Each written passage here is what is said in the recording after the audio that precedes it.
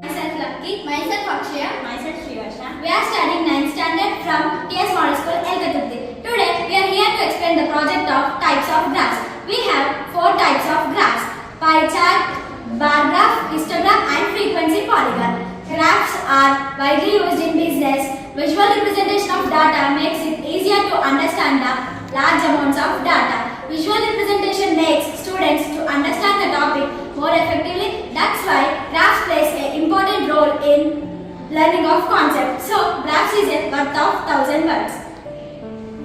This is bar graph. The pictorial representation of group data in the form of vertical or horizontal rectangle bars is known as bar charts or bar graphs. Country taken as x-axis and life expectancy taken as y-axis. Japan life expectancy is 90 years and India life expectancy is 60.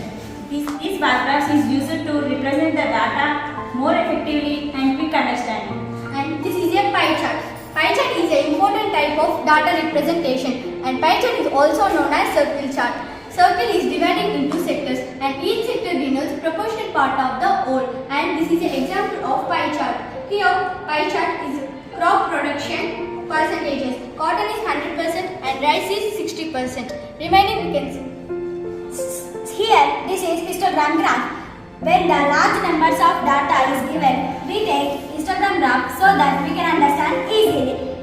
This is y-axis and this is x-axis. Y-axis taken as number of lamps and x-axis taken as lifetime in hands. 15 lamps in between 300 to 400 lifetime.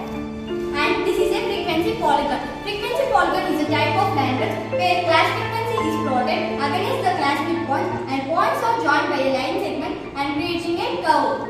And this is a frequency polygon graph.